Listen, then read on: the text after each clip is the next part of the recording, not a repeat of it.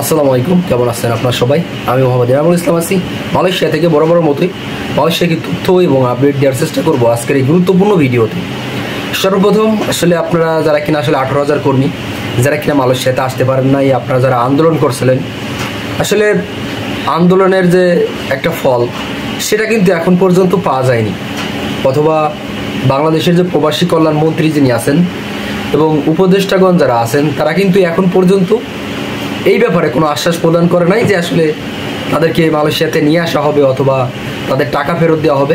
এই 18,000 কর্মীর ব্যাপারে এখনও পর্যন্ত তারা কোনো দৌড়ঝাঁপ দিচ্ছে না এবং তাদের কোনো সরাসরিভাবে কোনো আশা এবং কোনো ধরনের যে একটা সহায়তা সেই বিষয়টা কিন্তু করতেছে না।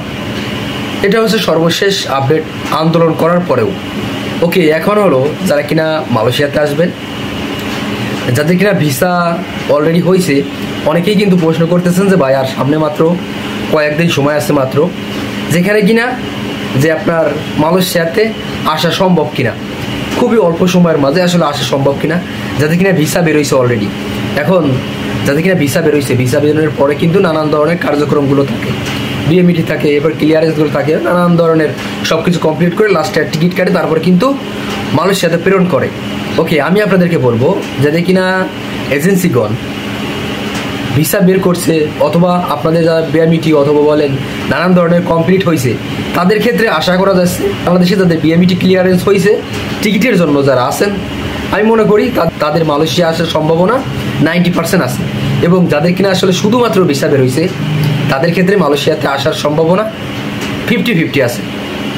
আশা করি বুঝতে পারছেন ব্যাপারটা, যারা কিনা ম্যাক্সিমাম সময় এই প্রশ্ন করেন যে আপনার ভিসা বের হয়েছে কিন্তু এখন পর্যন্ত আর কোনো কাজকাম হয় নাই। আশা করি বুঝতে পারছেন ব্যাপারটা। এখানে বাংলাদেশের যে কার্যক্রমগুলো অনেকটাই স্লো, একদমই স্লো।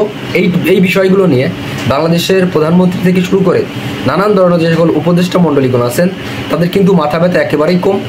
এই কারণে আমি আপনাদেরকে বলবো বেশি দৌড়ঝাঁপ না দিয়ে এবং টাকা পয়সা বেশি না দিয়ে, সেই ক্ষেত্রে আপনারা পাসপোর্ট যারা জমা দিয়ে ফেলাইছেন অলরেডি তাদের তো কিছু করার নাই, আপনারা দেখেন আসার জন্য চেষ্টা করেন। আর যারা নতুন এখন যারা ভাবতেছেন যে পাসপোর্ট জমা দেবেন, আমি আপনাদেরকে বলবো একটু ওয়েট করেন, সামনের সময়গুলো আসুন। আশা করি বুঝতে পারছেন ব্যাপারটা। ধন্যবাদ সবাই, ভালো থাকবেন, দেখা হবে পরবর্তী কোনো ভিডিওতে। ততক্ষণ পর্যন্ত ভালো থাকবেন, সুস্থ থাকবেন, আল্লাহ হাফেজ।